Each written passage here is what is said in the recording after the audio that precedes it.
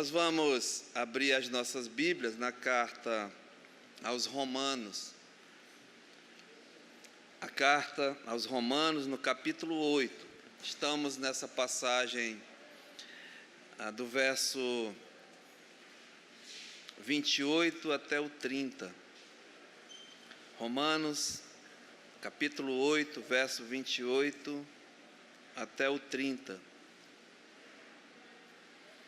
Vamos fazer a leitura e logo após nós faremos uma breve oração. Romanos capítulo 8, verso 28 a 30. Diz assim a palavra do Senhor: Sabemos que todas as coisas cooperam para o bem daqueles que amam a Deus, daqueles que são chamados segundo o seu propósito, porquanto aos que de antemão conheceu, também os predestinou para serem conformes à imagem de seu Filho, a fim de que ele seja o primogênito entre muitos irmãos. E aos que predestinou, a esses também chamou. E aos que chamou, a esses também justificou. E aos que justificou, a esses também glorificou. Que Deus abençoe a sua palavra. Pai, é uma alegria, um privilégio podermos estar reunidos em Teu nome, diante da Tua palavra. Acabamos de ler, Pai, maravilhas, coisas realmente grandiosas, que homem nenhum pode contemplar ou até mesmo discernir, se não for através do Senhor.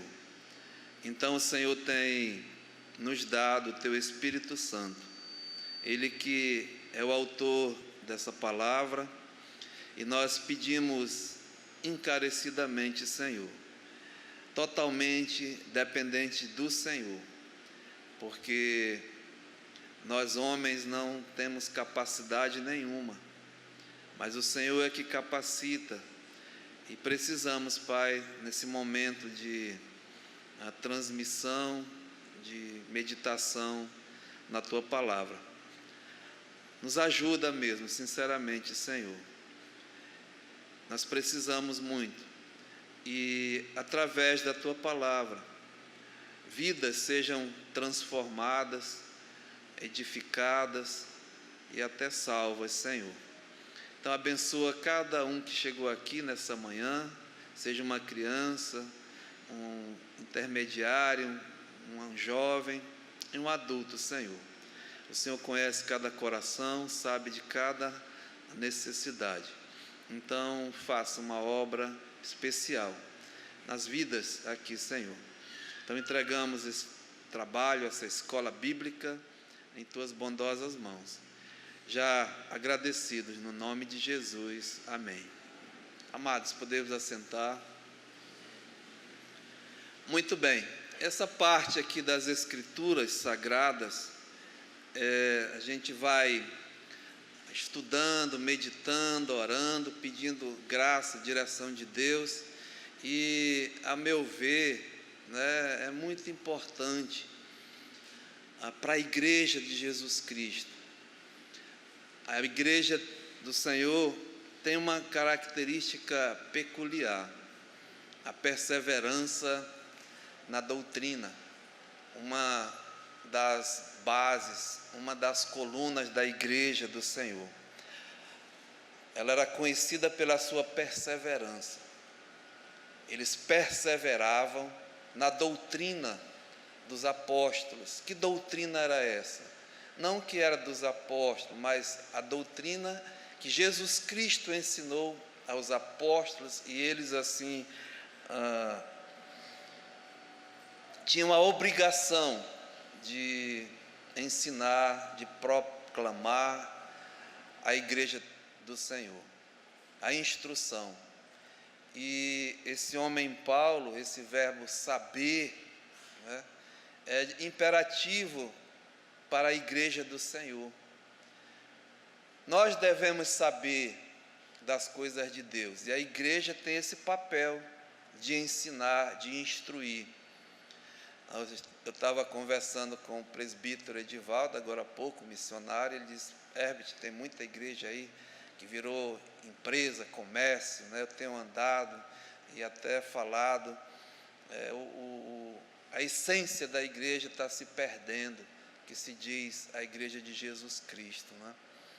A parte espiritual está sendo deixada de lado, e a ênfase até na parte material, comercial, enfim, né? Então isso é muito perigoso, e a partir de hoje também, porque é o assunto, nós vamos tratar sobre a volta de Jesus Cristo, a volta dele a esse mundo. Jesus vai voltar novamente, e muito parte, em muitos locais, até da igreja que se diz Igreja de Jesus Cristo, igreja professa, não sabe dessas coisas, não é? Não sabe que Jesus vai voltar. E é imperativo que ele volte, ele vai voltar, e muitos vão ser pegos de surpresa, e vão ficar. E a volta do Senhor, nós vamos ver hoje, começar, né? É imperativo no assunto que Paulo está tratando aqui, da glorificação. E nós precisamos saber, por isso que Paulo diz: sabemos, né? Você sabe realmente? E eu estava falando, né, se nós soubéssemos o que tem realmente aqui, mudaria totalmente o nosso relacionamento com Deus, principalmente, e até com os outros, né? Então a igreja hoje carece mesmo de instrução. A Bíblia diz que o meu povo está perecendo por falta de conhecimento, de instrução. Muitos já não têm em casa, não ligam, não querem, negligenciam, né? As coisas de Deus, a palavra de Deus, a casa de Deus. Tem um ecozinho aí chato, né? Vê se ajuda aí para a gente. Negligenciando a palavra de Deus. Ontem à noite o preletor estava perguntando qual o tempo que eu tenho. Eu digo: meu irmão, o tempo que você vê que for necessário, né? Terminou o culto um pouco tarde, as pessoas já ficam meio assim, né? Quando estão no mundo, ficam madrugada, vira, mexe, acontece. É uma maravilha, né? Maravilha. Mas na casa de Deus, aí começa a ficar chato e tal. Doido para meter o pé fora, né? O eco continua chato.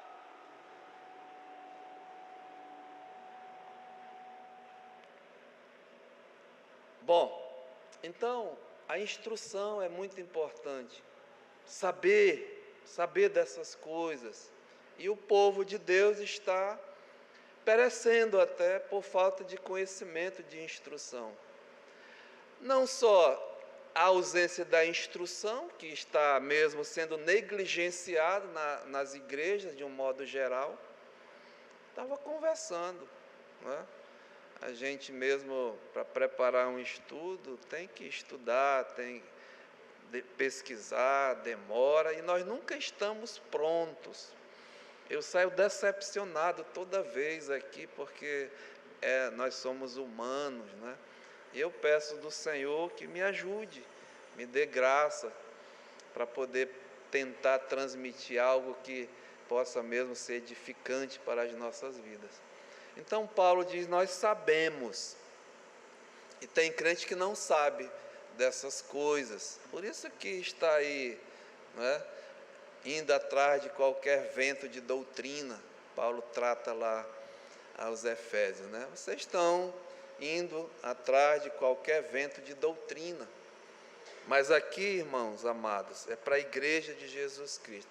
Sabemos, Paulo diz, né, que todas as coisas cooperam, em outra tradução, eles acrescentam juntamente para o bem. E é muito bom, né? Nós não estamos acrescentando nada à palavra, é questão da tradução do original para o português, mas é muito bom. O pastor Fred dizia, olha, cooperam juntamente, né?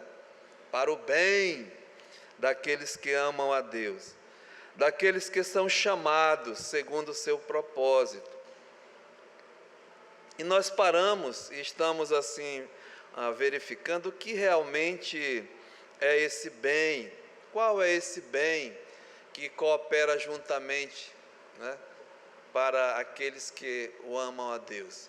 Então nós identificamos que esse bem, e eu coloquei humildemente, para mim é um bem maior, grandioso, né? Não é o bem, tudo vai terminar bem, um final feliz como uma novela, como um conto, como não é isso não. E nós mostramos que muitas vezes o bem que o mundo acha, que pensa que termina, né, para um filho de Deus, aparentemente. Quantos homens de Deus, filhos de Deus, terminaram mal à vista do mundo? Foram esquartejados, foram degolados, foram enforcados, queimados em praças públicas, né? Não terminou bem não à vista, mas para Deus foi um final maravilhoso. Então esse bem maior que o Paulo está tratando aqui, nós identificamos que faz parte de um pacote de bondades que eu tenho mostrado assim, né? Dito que é tão grande, maravilhosa salvação. Porque se você ler aqui, né, esse bem maior não é para todos, no sentido assim, são para pessoas específicas. Porque Paulo diz aqui, olha, todas as coisas cooperam para o bem. Aí ele diz, de todos, não, daqueles que amam a Deus. Somente dessas pessoas esse bem maior vai cooperar. Porque não é todo mundo que ama a Deus. Muitas vezes fala da boca para fora, né? Diz que ama a Deus, mas verdadeiramente não ama a Deus, não. Deus acusa o seu povo, diz, olha, teus lábios me louvam, tua boca está cheia, né, da palavra, mas o coração está longe de mim. Então, muitas vezes falar é fácil, o discurso aparente, né? Mas o fazer, o realmente amar, porque amar não é falar, amar é demonstrar. A Bíblia diz que Deus amou ao mundo, de tal maneira que deu, né? A prova que Deus amou é que Ele deu, a demonstração do amor que deu o seu Filho unigênito. Então, esses que amam a Deus, são pessoas específicas, especiais. Por quê? Quem são esses, né? Diz aqui o apóstolo Paulo, são aqueles que são chamados segundo o seu propósito. Somente estes, os chamados por Deus, é que amam a Deus. E nós amamos a Deus, os que foram chamados por Ele, né? Porque Ele nos amou primeiro, somente por isso. Porque o homem natural, ele não ama a Deus, sinceramente. Ele rejeita Deus, ele odeia as coisas de Deus, ele odeia a palavra de Deus. Esse é fato, eu não tenho nenhuma dúvida sobre isso. Então, esse bem maior, né, que é a tão grande salvação, são para os que são chamados por Deus, e a partir desse momento que é chamado, né, nós podemos amar a Deus, porque Ele nos amou primeiro. E é chamado com um propósito. É esse que é o ponto aqui, Paulo fala. Então esse bem maior vai cooperar no final para esse propósito de Deus na vida dos que Ele chamou. Diz aqui, olha, segundo o seu propósito. E qual é esse propósito? Está aqui no verso 20, entre muitos irmãos. Primogênito, ou seja, o primeiro, né? Jesus Cristo, ele é o unigênito Filho de Deus, único. Fez esse milagre, né? De ele ser o primogênito de entre muitos irmãos, muitos semelhantes a ele. Então, ou seja, é uma família fazer parte da família de Deus. Que propósito maravilhoso, né? E nós devemos saber disso, porque sabendo, vai assim a minha vida toda. E isso muitos crentes, a igreja não sabe, porque ela foi chamada, qual o propósito que Deus a chamou, né? Então aqui, e quem garante isso? Nós vamos ver, é próprio Deus, a partir do verso 31 até o 39. Então esse bem maior é a tão grande salvação, né? Para quem? Para os que amam a Deus. Quem são estes? São aqueles que Deus chamou de antemão. Não só é isso que nós estamos, chamou, mas com um propósito, né? De nos fazer semelhante ao Filho dele, a imagem do Filho dele. E ele garante essa verdade. Então, nós estamos mostrando que esse bem maior é a tão grande salvação, que começa, né? Podemos falar assim como homem, na eternidade, essa tão grande salvação. Começou na eternidade. Projeto de Deus, plano de Deus, providência de Deus. Então, na eternidade.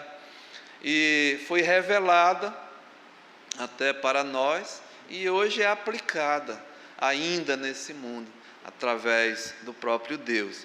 Mas diz aqui, olha, aos que de antemão conheceu, Deus conheceu, né?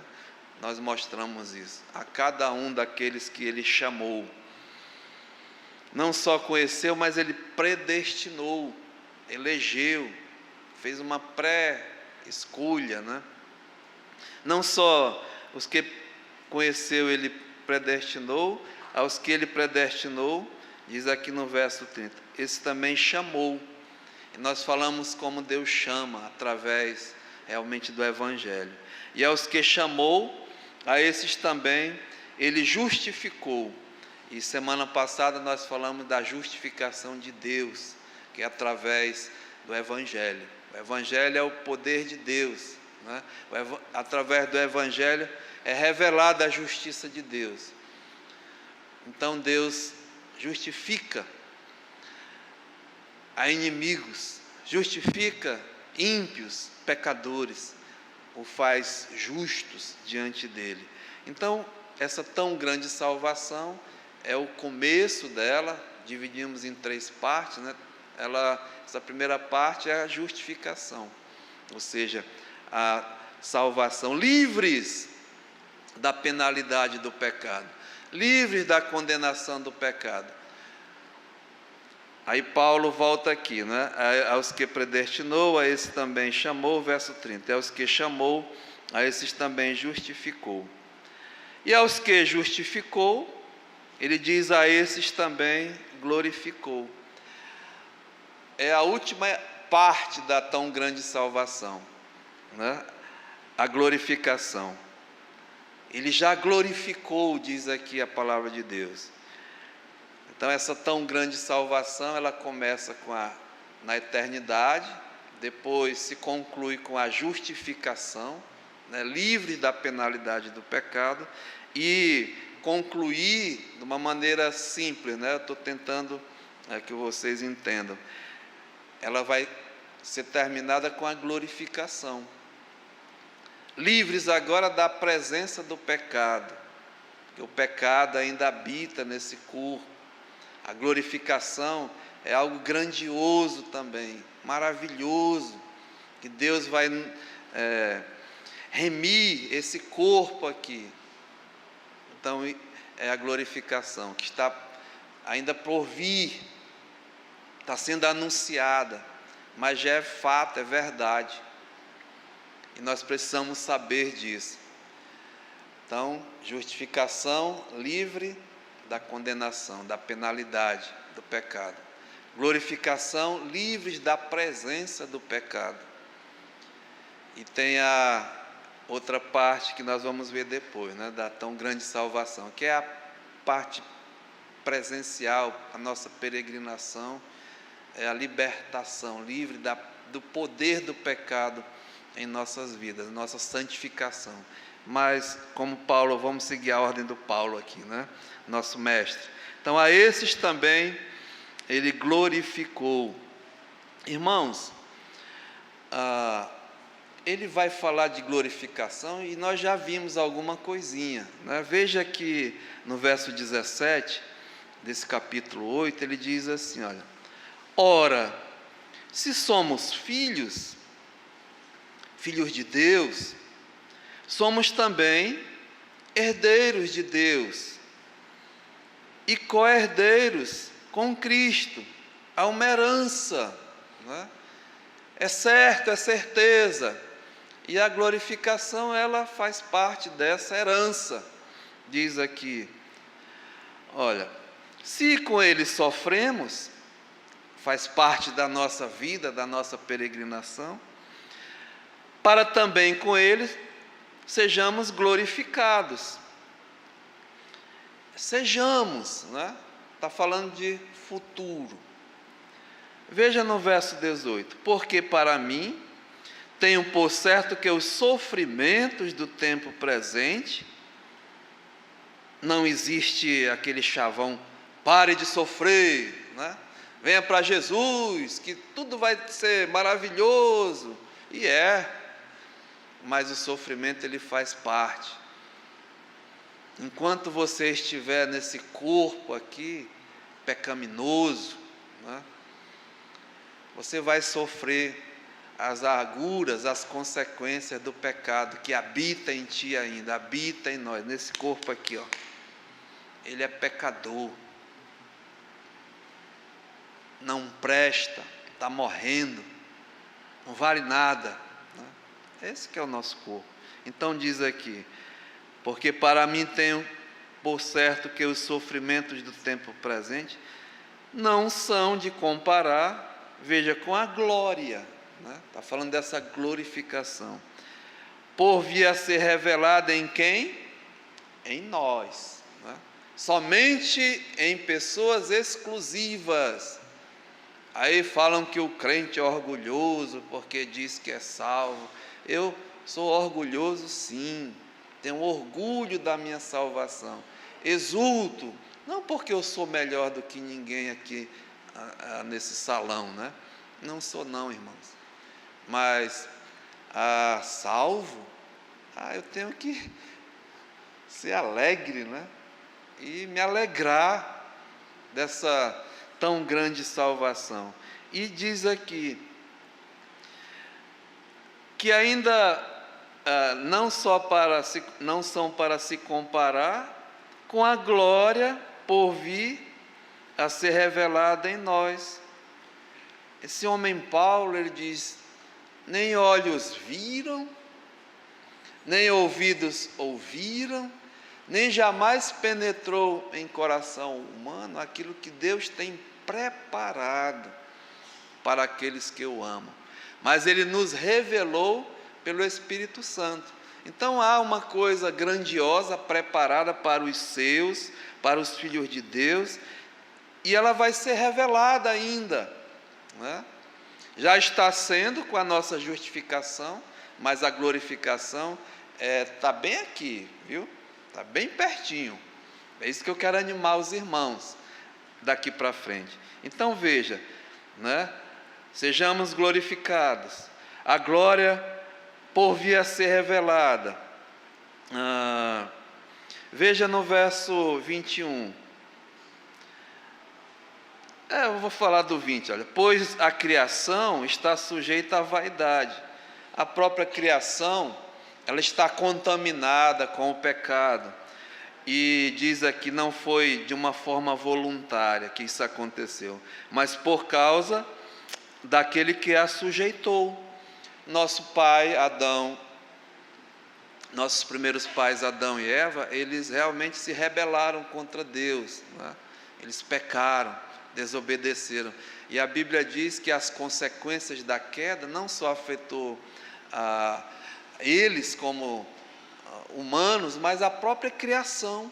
A natureza hoje está agora submissa, não é? Está debaixo do pecado, da vaidade. Aqui o homem a sujeitou, não é? Daquele que a sujeitou. Veja, e ela tem esperança, a própria criação, ela espera, né? Na esperança de que a própria criação será redimida do cativeiro da corrupção para a liberdade, veja, da glória, né? Está falando em glória, glorificação, de quem? Somente dos filhos de Deus. E veja, porque sabemos que toda a criação a um só tempo, ela geme, chora, sofre mesmo, diz aqui, dores, né? E suporta angústias até agora. A criação é viva, né? É viva. Os seres viventes, as árvores, tudo é vivo. Ela sofre, né? Essa angústia, querendo ser libertada, né? Interessante que a criação sente isso, e tem muito crente que não quer não ser libertado, gosta do seu pecado, né? Tem prazer. Amados, eu estou gemendo, eu quero partir, sair desse corpo de que não presta. Eu não gosto desse corpo aqui não. Eu odeio esse corpo, sinceramente, sabe? Vocês podem me chamar de maluco, mas eu estou ficando maluco. Não gosto, não tenho um prazer nesse corpo, não. Só me traz angústia, tristeza, dor, sofrimento, né? Tem gente gastando milhões, né? Para adubar o bicho que vai, a terra vai ficar só tapuru. Né? Fede. Na época de construção, eu fui fazer um levantamento lá no IML. Uma obra no IML, olha só. Irmãos, uma experiência que eu fiquei assim, até hoje marca. Até hoje eu sinto aquele cheiro. Se é o homem, termina nisso aqui. Eu fiz um chutômetro, não fiz um levantamento não. Media por fora, quando eu entrei. As doutoras aí tudo bem, né? Mas eu... Então isso é o nosso corpo, não presta, fede. Mas diz aqui, olha, verso 23, não somente ela, a própria criação, mas também nós, que temos as primícias do Espírito, pessoas específicas, especiais, somente os filhos de Deus têm. Escute, as primícias do Espírito. É o Espírito Santo que habita em ti e em mim. Só esses que vão participar da glorificação. Não tem conversa fiada não, né? Somente esses. E é bom que nós saibamos, né? Se interessamos por isso. Mas o crente não está interessado nessas coisas, já sabe tudo, né? Olha só quantos bancos vazios aqui, cadê esse povo? Está onde, né?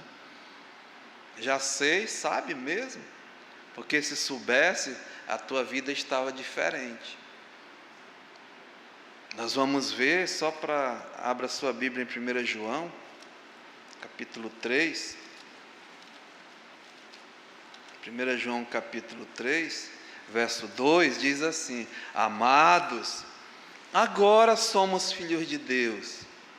Aonde estão os filhos de Deus que dizem que se converteram, que se batizaram, que se congregam aqui? Onde é que estão agora nesse momento, né? Estão fazendo o quê? Diz aqui: amados, agora somos filhos de Deus e ainda não se manifestou o que havemos de ser. Sabemos, olha a palavra novamente. Esse verbo vai permear todos esses estudos aqui. Sabemos, veja, que quando ele se manifestar, está falando de Jesus, né? Seremos semelhantes a ele. É o que o Paulo está falando, né? Vamos ser a imagem e a semelhança dele. Deus vai fazer vários iguais a ele, irmãos dele, né? Seremos semelhantes a ele, porque havemos de vê-lo como ele é. Sinceramente, irmãos, eu estou aqui ávido, doido para ver o meu Jesus. Por isso que eu estou aqui. Outros estão vendo o que, aonde estão aí, fazendo o que, né? Eu acredito que o local mais próximo hoje, nessa manhã, está aqui, vendo a presença de Deus, imaginando, diz aqui, né? Porque havemos de vê-lo como ele é. Veja, e a si mesmo, é pessoal, é individual, se purifica, se santifica, sai do meio dele, se afasta. Todo aquele que nele tem essa esperança, assim como ele é puro. Não é muito revelador até? O Filho de Deus, ele tem essa esperança de ver como ele é, para se tornar semelhante a ele. Vamos sim, mas nesse momento nós ainda estamos nessa desgraça de corpo aqui. Mas diz aqui que nós devemos o quê? Nos purificar, sempre sair do meio deles, né? Se afastar. Aí tem gente que gosta, né? Prefere estar no meio das coisas mundanas. É isso que o pastor Milton está tratando hoje, o preletor da mocidade, né? E é muito bom, ele está chamando a atenção. É muito bom ouvir uma voz de fora, né? O pastor está aqui todo domingo, essa voz chata aqui muitas vezes, né? Mas é isso, sabe, irmãos? A mensagem é a mesma. Onde é que estão os jovens, né?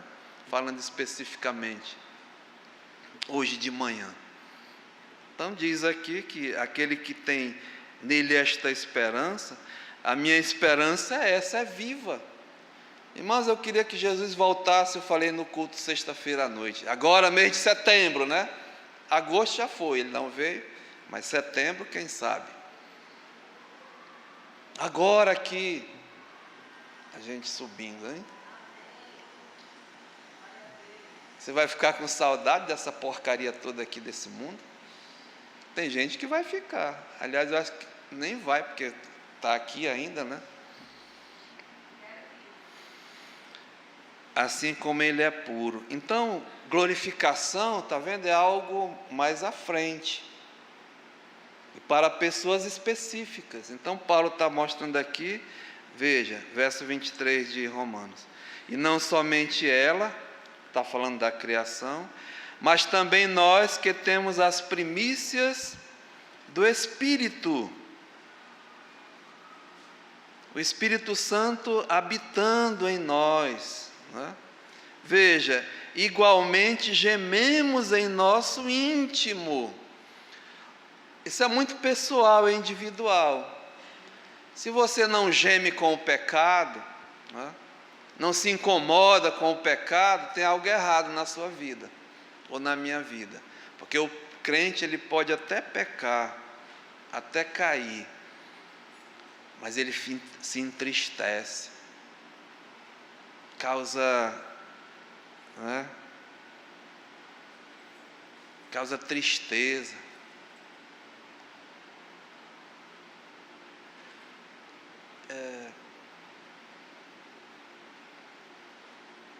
Como o meu Senhor me vê, né? Estávamos na ceia. Olha, eu dei a minha vida por ti, me sacrifiquei, dei tudo, te dei o presente da salvação, abri o seu entendimento, para você me buscar, para você ficar perto de mim, e tu estás se afastando. dizendo que é meu filho, indo para as trevas, continuando nessa vida? Não está gemendo, não? Não está ficando constrangido, não? Então tem que se examinar, né? Tem algo errado. Por isso que está cheio de evangélico aí, mas filho de Deus, não são muitos, não.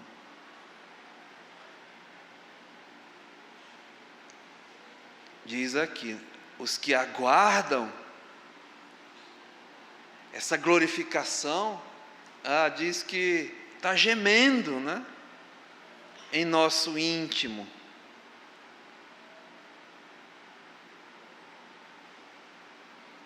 O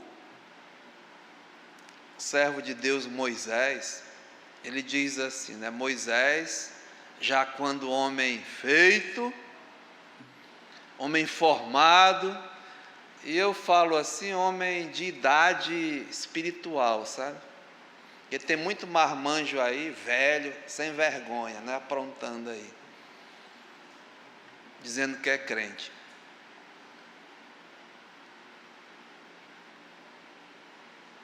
Idade de crente, dizer que é crente não quer dizer nada. Para mim, idade de crente é maturidade espiritual.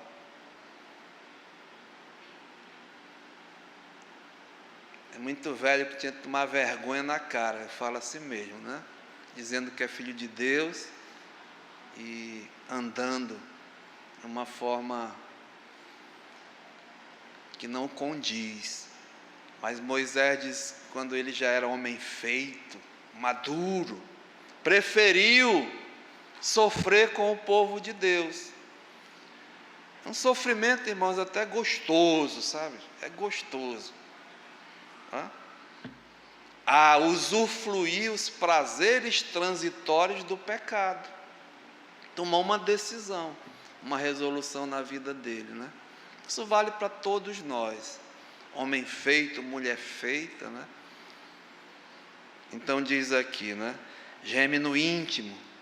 E não vamos dizer que pecado não dá prazer, que estamos mentindo. Tem muito pecado, sim, que é prazeroso.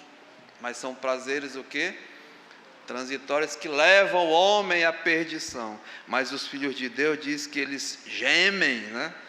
No nosso íntimo, veja, aguardando a adoção de filhos. Não é que nós não já fomos adotados, sim, mas aqui é o complemento dessa adoção, né? Diz aqui, a redenção do nosso corpo.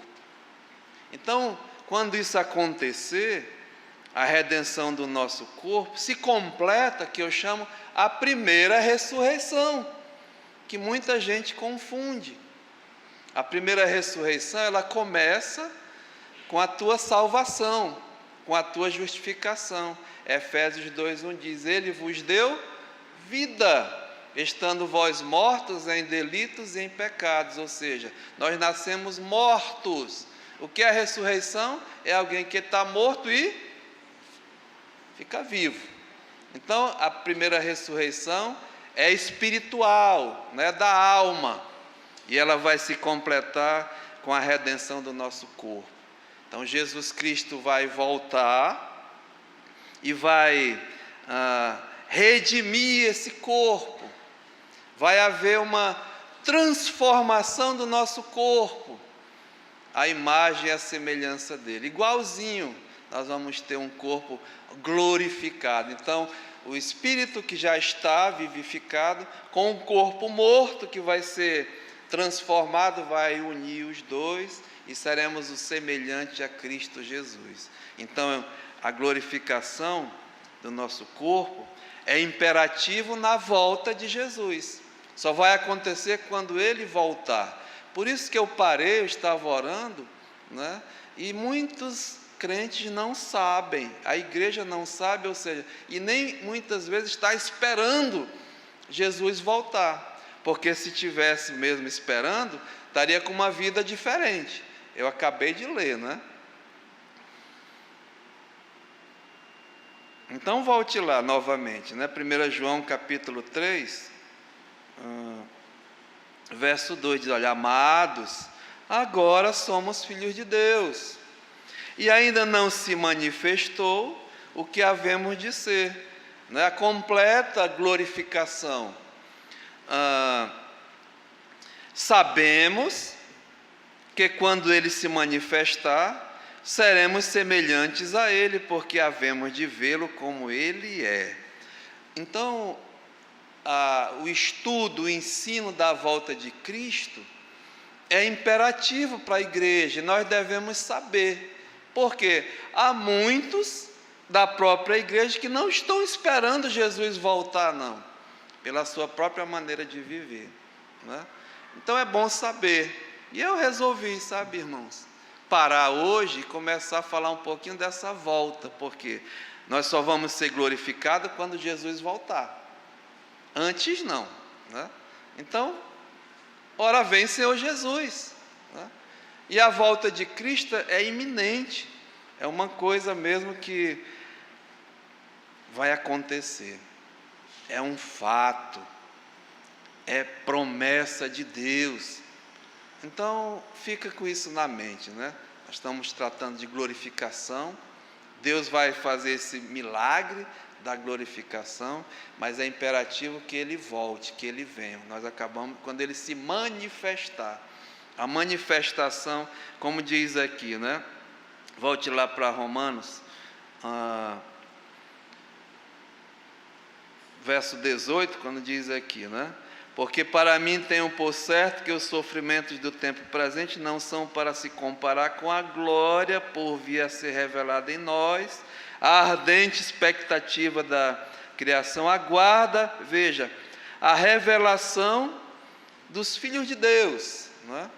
No sentido da glorificação. A promessa de Deus é fiel. Efésios capítulo 1, aliás, capítulo 2, diz assim, né? Nós sabemos, Ele vos deu vida, nós andávamos segundo o curso do mundo, segundo o príncipe da potestade do ar, segundo as nossas carnes, segundo a nossa carne, fazendo a vontade da carne e dos pensamentos, e éramos filhos da ira, da desobediência. Efésios 2, eu estou mencionando de 1 até 3. Mas no verso 4 diz: mas Deus, sendo rico em misericórdia, por causa do amor que nos amou, estando nós mortos em delitos e pecados, nos deu vida, né? Vida espiritual. E pela graça sois salvos. Veja, e juntamente com Ele nos ressuscitou e nos fez assentar em lugares celestiais em Cristo.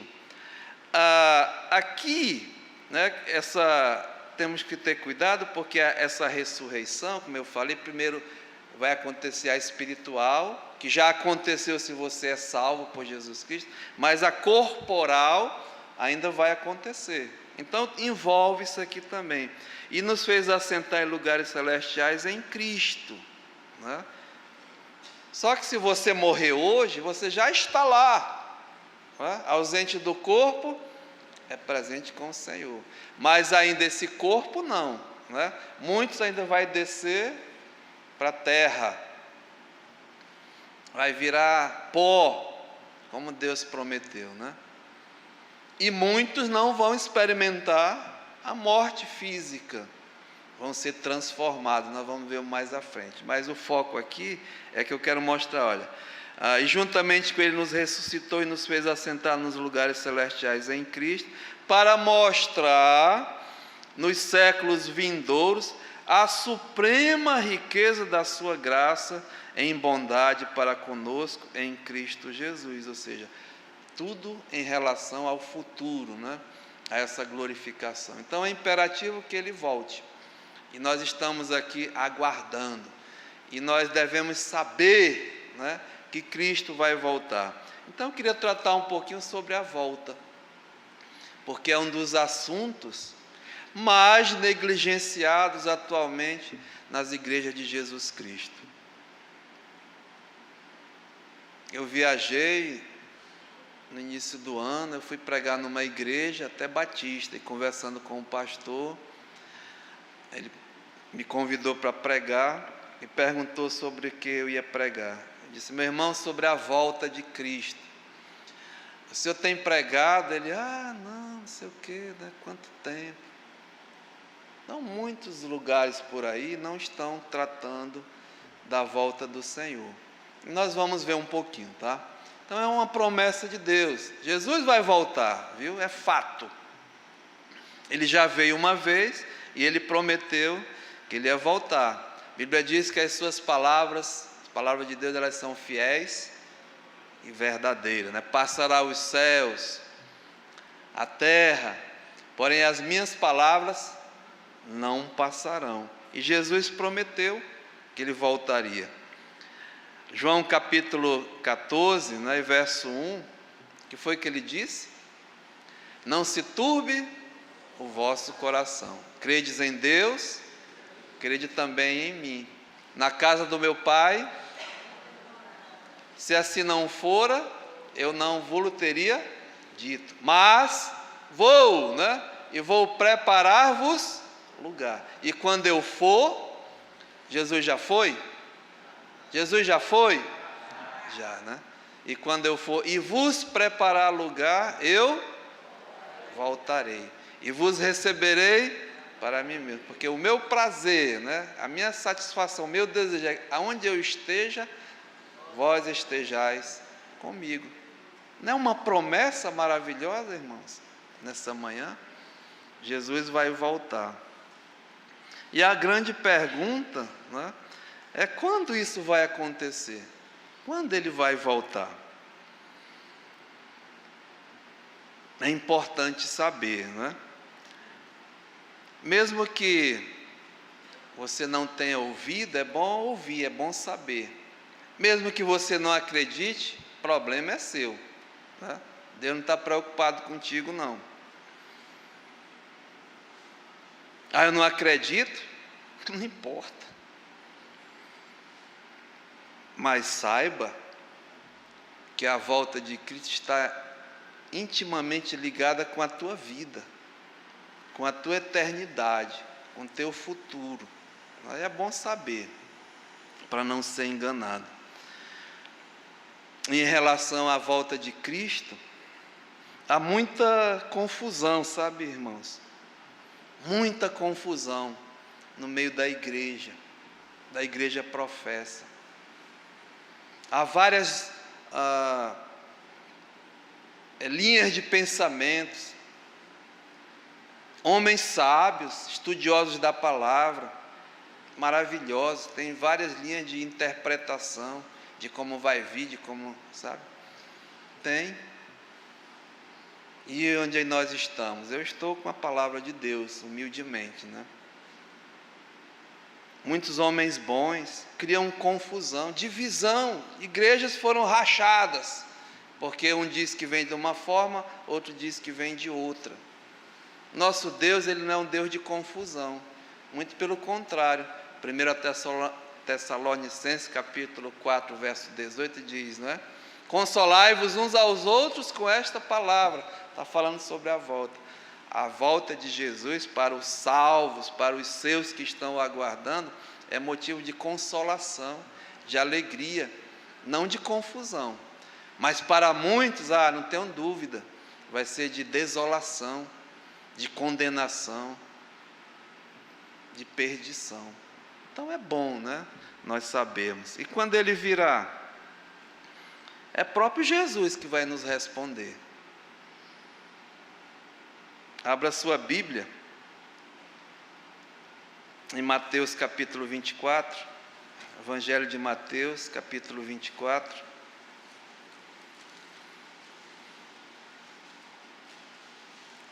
No versículo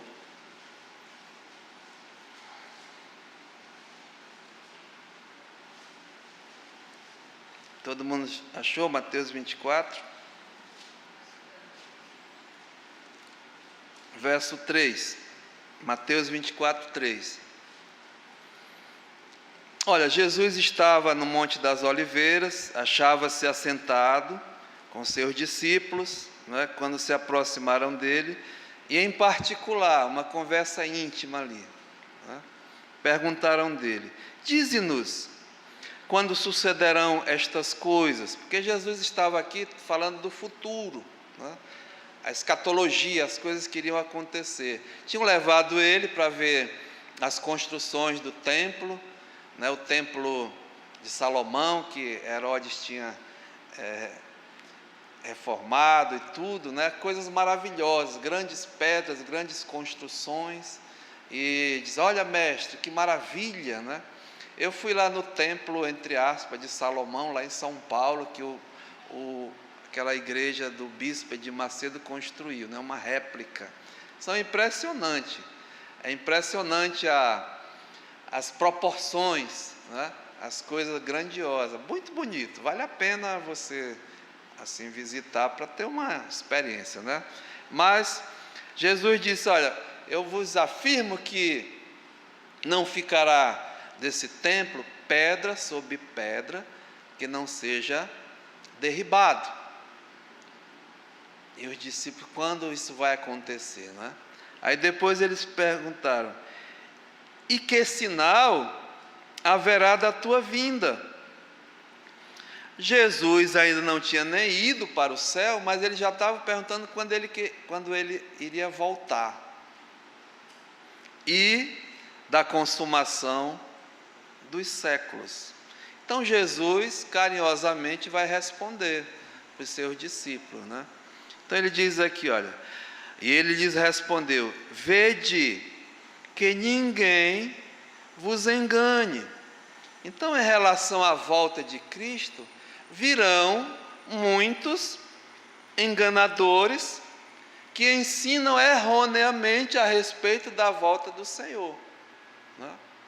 Não só muitos enganadores, mas virão muitos escarnecedores que vão negar deliberadamente a volta do Senhor. Então, muito cuidado, viu, com os enganadores de ensinos falsos e os escarnecedores que negam que Jesus vai voltar.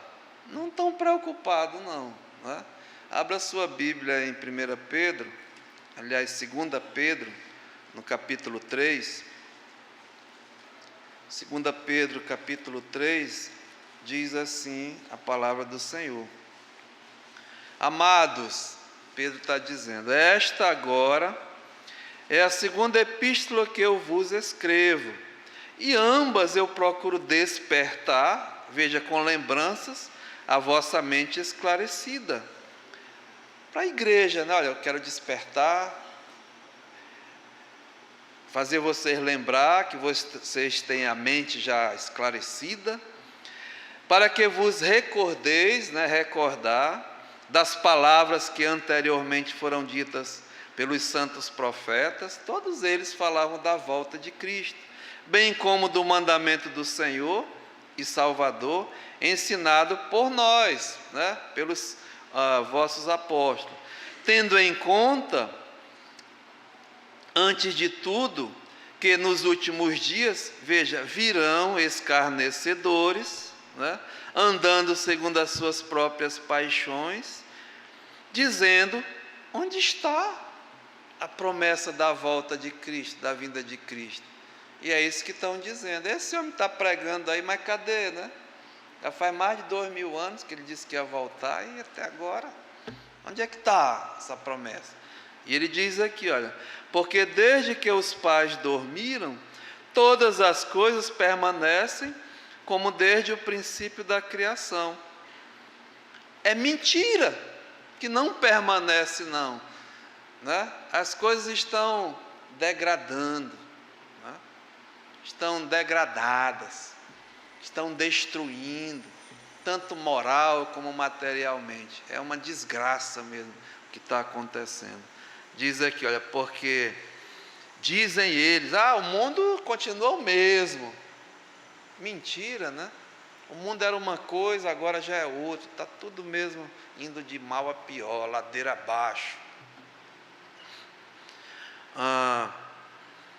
porque deliberadamente esquecem, veja, de uma forma deliberada, escarnecedora, que ao longo do tempo houve céus, bem como terra, a qual surgiu da água e através da água pela palavra de Deus, pelas quais veio a perecer o mundo daquele tempo, afogado em água. Já aconteceu, Deus já destruiu uma vez esse mundo, devido à incredulidade, à desobediência, ao pecado. E restou só 8 pessoas, viu? 8. Mas Deus fez isso? Fez. E o que Ele vai fazer ainda? Ora, os céus que agora existem, e a terra pela mesma palavra tem sido guardada, entesourada para o fogo. Uma vez foi com água, agora vai ser com fogo. Fogo vai ser destruída. Estando reservados, veja, para o dia do juízo e a destruição de quem? Dos homens ímpios. Porque não acolheram a verdade, desprezaram, rejeitaram, vão ser destruídos. Então, irmãos, cuidado com os enganadores e com os escarnecedores. Não deixa, volte lá, 24, Jesus diz: ninguém te enganar, não é? Ensinos errôneos. Sabe que já houve um homem nesse mundo que marcou um dia, uma data, ele estabeleceu que Jesus ia voltar? Um pastor batista norte-americano chamado Guilherme Miller,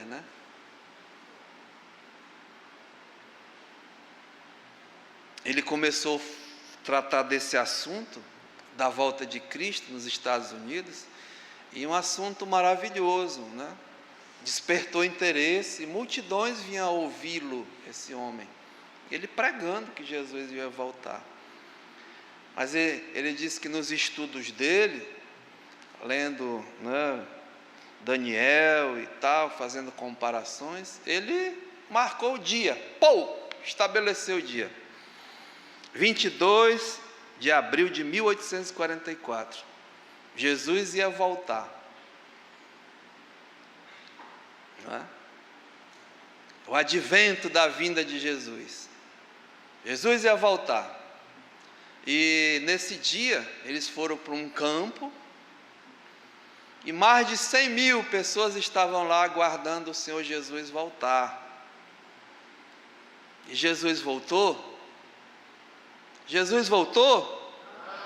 Não. Jesus não voltou. Esse pobre homem, talvez sincero, mas sinceramente errado, não leu o que está escrito em Mateus 24 e verso 35, quer ver? Olha aqui. Diz aqui: passará o céu e a terra, porém as minhas palavras não passarão. Mas a respeito daquele dia, está vendo? O dia e a hora, ninguém sabe. Como é que o Guilherme Miller disse que sabia e marcou a data? Uma loucura. Uma loucura. Jesus não voltou, e essa data, hoje uma igreja mundialmente grande chamada Igreja Adventista do Sétimo Dia, foi fundada com esse pensamento aqui, desse homem. Eles estavam aguardando, advento, adventismo, Jesus vai voltar, coisa boa mesmo, mas um ensino errôneo, e enganou muitos, E nesse dia, até na própria igreja, é decretado como o dia do grande desapontamento. É na história, Eu já fui professor no seminário de outras religiões, doutrinas, heresias, pastor também. Então está lá, dia do grande desapontamento. E esse homem, né, ele deixou o movimento, mas outras pessoas, 100 mil pessoas, que igreja! Então, vários se juntaram e aí criaram um movimento que hoje é chamado adventista, que hoje tem várias já variações, enfim, né? Mas o que eu quero mostrar é que Jesus disse aquilo, a respeito daquele dia e hora, ninguém sabe. Então, nós não estamos dizendo aqui que vai ser tal dia, nós vamos ver que está próximo, nós podemos dizer, né? Ninguém sabe, veja, nem os anjos dos céus que estão lá na presença de Deus, hoje, Jesus Cristo à destra de Deus, a Trindade, nem os anjos sabem, diz aqui, nem o Filho, ou seja, nem Jesus sabe, eu não sei explicar para você, mas ele não sabe, ele está dizendo, né? Eu acredito, senão somente o quê? O Pai. Isso é de autoridade na Trindade de Deus, só Deus sabe realmente esse dia. Abra sua Bíblia em Atos dos Apóstolos, no capítulo 1, no verso 6, Atos 1,6 diz assim, olha, Jesus tinha ressuscitado, né, já tinha convivido com eles 40 dias, enfim, estava para ser assunto a casa do Pai, retornar. Então, verso 6, os que estavam reunidos lhe perguntavam novamente, olha aquela pergunta lá, né? Agora eles perguntam de novo, Senhor, será esse tempo agora em que tu vais restaurar o reino a Israel como nação? Ele veio como rei, né? Agora ele está ressurreto, cheio de... vai ser agora esse tempo?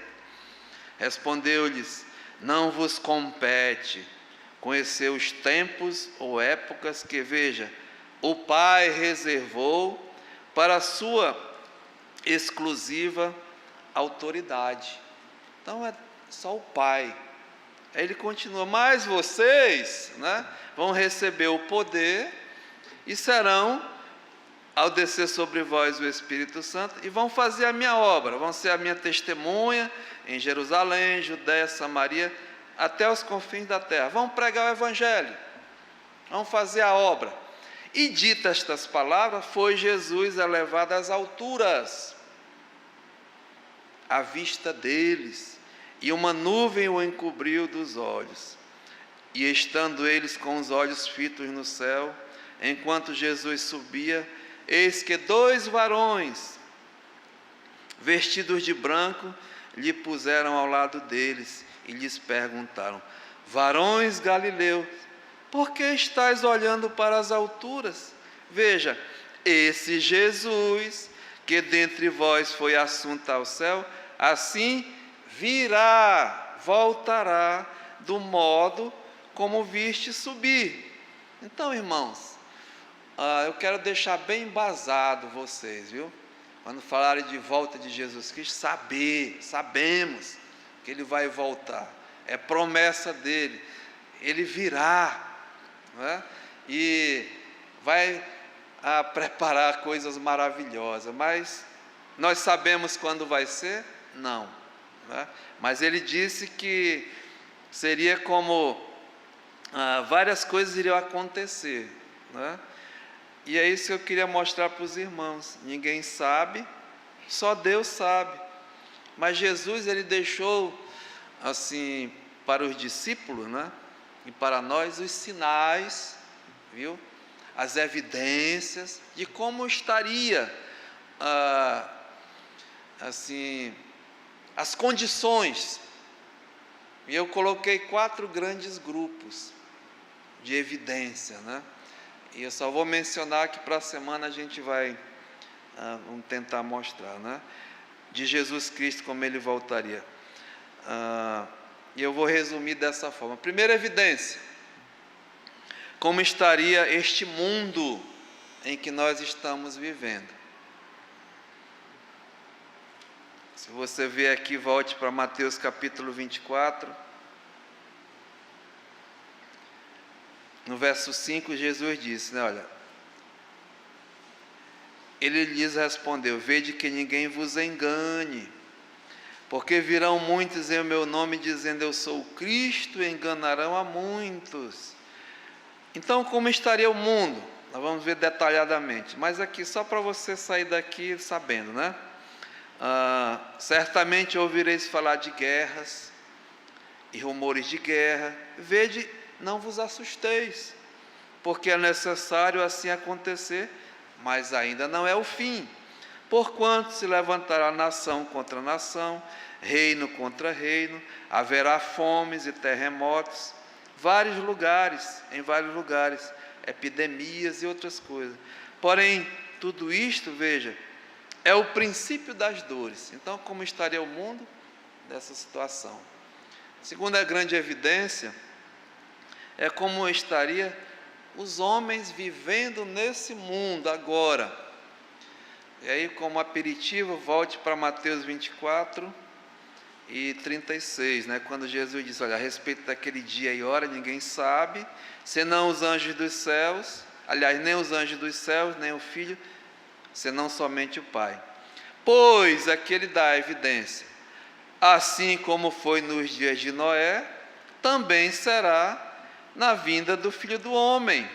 Então, a semelhança dos dias de Noé vai ser como estaria o mundo atual antes da volta de Jesus Cristo. Então ele diz, olha, como foi o dia de Noé?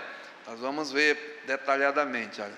Mas diz assim, olha, porquanto assim nos dias anteriores ao dilúvio, comiam, bebiam, casavam, davam-se em casamento, em Lucas diz que negociavam, ou seja, estavam, né, fazendo as suas atividades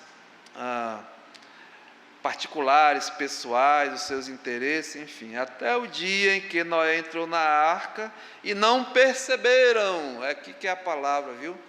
Não estão percebendo o que está acontecendo, senão quando veio o dilúvio e os levou a todos, assim também será a vinda do Filho do Homem. Como estaria o mundo? Como estariam mesmo os homens no mundo? Terceira evidência é como estaria a igreja no mundo, a igreja atual, a igreja que se diz professa, vivendo nesse mundo. Nós vamos ver lá em 2 Tessalonicenses que a Bíblia diz, Paulo, que a respeito da volta, isso não vai acontecer da revelação do Filho de Deus, antes que venha a apostasia. Então nós vamos ver que a igreja apóstata, o que é apostasia. E a quarta grande evidência é como estaria a nação Israel até nesse mundo. Jesus fala da parábola da figueira, né? Quando vê a figueira voltar, os galhos nascerem, as folhas verdes, as flores, vede que está próximo às portas. Irmãos, em 1948, a nação Israel voltou lá na Palestina. Foi estabelecido o Estado de Israel. O judeu voltou, a figueira está florescendo e hoje há flores, há frutos, há mel em abundância lá no deserto. Então Israel já está lá. Então, as evidências estão aí. Então Jesus vai voltar, irmãos, e o estudo aqui é que ele vai nos glorificar, e para isso ele precisa voltar, né? Ora vem Senhor Jesus, né? Amém? Então vamos orar e esperar esse dia, né? Irmãos, que pode ser ainda hoje, né? Quem sabe? Pai, muito bom poder chamar de Pai ao Senhor, porque a Tua palavra mesmo diz, o Senhor providenciou um bem maior, a tão grande salvação. E essa tão grande salvação é para cumprir o propósito de nos fazer a imagem e a semelhança do Senhor, preparada na eternidade.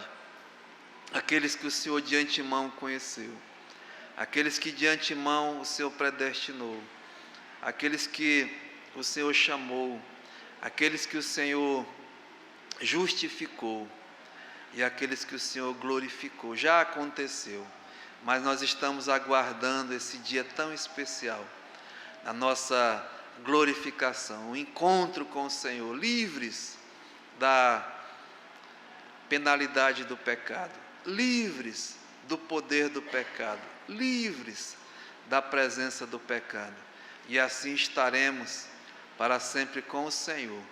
E isso depende da tua volta, Pai. Fortalece o nosso coração, a nossa mente com essa instrução. E a tua volta é a nossa bendita esperança. E aqueles que esperam, purifica-se a si mesmo. Estão mesmo buscando uma santidade, uma separação. Aqueles que têm esperança. Então nos ajuda nessa manhã, fortalece a nossa mente, o nosso coração. E se porventura entre nós, Pai, alguém que ainda não recebeu esse dom maior, esse bem maior, esse presente da salvação, o Senhor faça, Pai, uma obra especial nessa vida. Então entregamos cada um aqui em Tuas mãos. Aceita a nossa gratidão. No nome de Jesus. Amém. Amém.